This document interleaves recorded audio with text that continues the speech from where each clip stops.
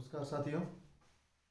आज हम देखेंगे एनसीईआरटी मैथ्स क्लास 10th का चैप्टर 13 और exercise 13.2 surface area and volumes chapter चल रहा था और इसमें 13.1 के सारे क्वेश्चंस हम कर चुके हैं। 13.1 के अंदर हमने देखा था कि सारे क्वेश्चंस जो है सरफेस एरिया से रिलेटेड थे, जबकि 13.2 के अंदर हम देखेंगे इसमें वॉल्यूम्स के बारे में पूछा हुआ है। तो सबसे पहला काम तो अपना यही होगा कि वॉल्यूम्स के जो भी फॉर्मूलेज हैं वो सारे सबसे पहले आपको याद होना चाहिए। ठीक है, अब अपन पहला क्वेश्चन करते हैं। देखिए क्या कहता है पहला क्वेश्चन, ध्यान से पढ़ना है।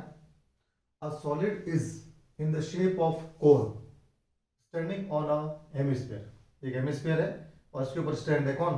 कोन। तो कौन है standing on hemisphere with both their radius being equal to 1 centimetre.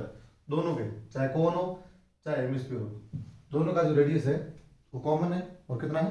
1 centimetre. तो ये हो गया 1 सेंटीमीटर। फिर and the height of the cone is equal to its radius, और इसकी जो रेडियस है उसके बराबर इसकी हाइट है। तो रेडियस कितनी है? 1 सेंटीमीटर। तो हाइट भी कितनी होगी? 1 सेंटीमीटर। तो हाइट होगी ये 1 सेंटीमीटर।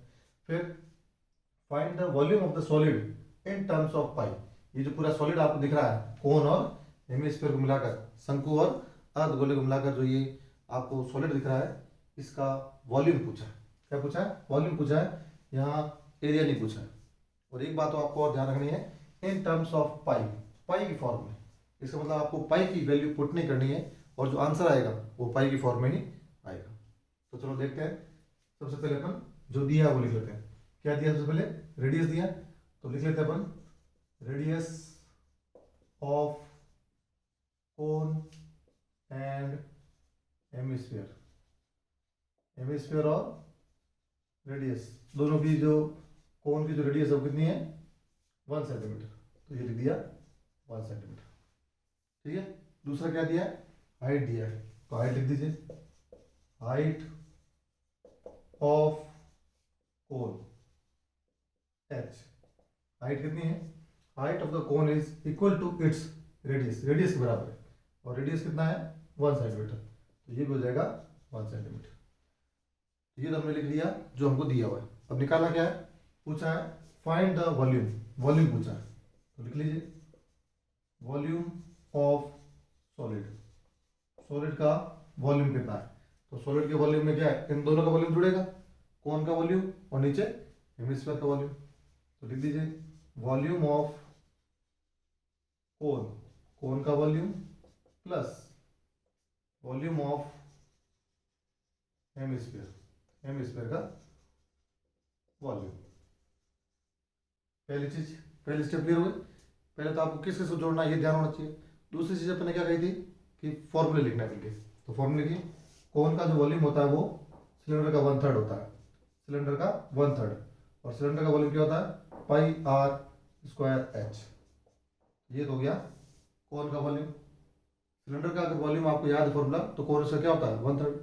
ठीक है, आगे चलते हैं। वॉल्यूम ऑफ हेमिस्फीयर ये होता है 2/3 pi r cube. Pi r square नहीं लिखूंगा मैं, क्यूब लिखूंगा, क्योंकि मैं पहले पढ़ चुका हूँ। जब हमने इंट्रोडक्शन पढ़ा था, इंट्रोडक्शन में अपन देखा था कि जो वॉल्यूम्स होते हैं वो हमेशा क्यूब में होते हैं, आर क्यूब। और इधर भी आप देख रहे हो आर स्क्वायर और एच, कितना हो गया? क्यूब। ठीक है, इसमें आप ऐसा ध्यान रखेंगे तो गलती नहीं करेंगे फॉर्मूले में। अब इसकी वैल्यू पुट कर दीजिए 1/3 पाई आर, आर की वैल्यू कितनी है? 1। तो यहाँ रख देंगे 1, 1 का स्क्वायर है तो ये स्क्वायर। फिर एच, एच कितना दिया हुआ है? 1, तो ये 1। ठीक है, ये वैल्यू पुट कर दी कौन की। अब वैल्यू पुट करते हैं हेमिस्फीयर की। 2/3 की जगह 2/3, पाई की जगह पाई, आर क्यूब, आर कितना दिया हुआ है? 1, तो 1 का क्यूब। ये हमने वैल्यू पुट कर दी। अब इसको सॉल्व कर दीजिए। इसको सॉल्व करें, 1/3 पाई, 1 का स्क्वायर कितना होता है? 1, और ये 1 का 1, 1 का स्क्वायर बताइए आपको। 1 का स्क्वायर मतलब 1 को 1 से मल्टीप्लाई करना, कितना आएगा? 1 ही आएगा। ठीक है, आगे चले। 2/3 का 3, पाई का पाई, पाई की वैल्यू मैं नहीं रख रहा हूँ। क्यों? क्योंकि मुझे यहाँ क्या कहा है? पाई की फॉर्म में आंसर लेना है, इसलिए। नहीं तो मैं रख देता यार 20/7। अब 1 का क्यूब, 1 का क्यूब भी सिंपल है, 1 का क्यूब। क्यूब का मतलब क्या होता है? उसी संख्या को 3 बार गुणा करना, तो 3 बार मल्टीप्लाई कीजिए, 1 1 जा 1 1 1 जा 1 1 ही आना है, तो इसका आंसर आ जाएगा 1। आगे चले तो ये 1 को 1 से किया 1 1 1 से करें तो सेम ये आएगा 1/3 पाई प्लस 2/3 पाई था, इसको 1 से करेंगे तो 2/3 पाई। यानी अब आप देख रहे हैं क्या है फ्रैक्शन में, और फ्रैक्शन में क्या करनी है, प्लस करनी है। फ्रैक्शन में जब प्लस होती है तो उसमें क्या एलसीएम लेना पड़ता है, और नीचे आप देख रहे हैं यहाँ क्या है 3, यहाँ क्या है 3, और जब नीचे डिनोमिनेटर एक जैसा हो, हर एक जैसा हो, तो हमें एलसीएम लेने की जरूरत नहीं है। सेम क्या होगा, एलसीएम 3 आएगा, ये 3 आ गया, और यहाँ पर जो वैल्यू होगी वही आ जाएगी। 1 पाई है तो 1 पाई लिखो, 1 लिखो भले मत लिखो, कोई फर्क नहीं पड़ता। प्लस प्लस यहाँ 2 पाई ना, तो 2 पाई आ जाएगा, दोनों को ऐड कर दिया, 2 पाई और 1 पाई कितना हो गए 3 पाई, 3 पाई बाई 3। अब 3 से 3 कट जाएगा, ये 3 से 3 कट गया, क्या आ गया पाई, ये अपना आंसर आ गया। साथ में यूनिट नहीं है तो यूनिट देख लीजिए, किसमें थी यूनिट, सेंटीमीटर में है, तो ये आ जाएगा सेंटीमीटर क्यूब, तो ये अपने आंसर हो गया। वॉल्यूम हमेशा क्यूब में होता है, वॉल्यूम हमेशा क्यूब में होता है, तो अपना आंसर आ गया पाई सेंटीमीटर क्यूब।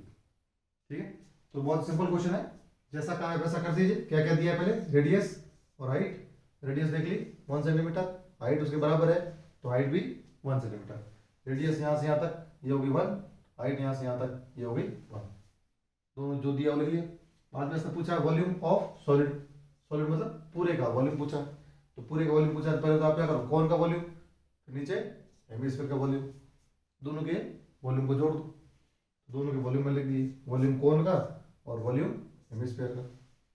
बाद में इनके फॉर्मूले पुट कर दीजिए, ये फॉर्मूला आपको याद होना चाहिए, 1/3 पाई आर स्क्वायर एच और इधर 2/3 पाई आर क्यूब, बस एक फॉर्मूला ही याद करना है, बाकी गणित में कुछ याद नहीं करना है।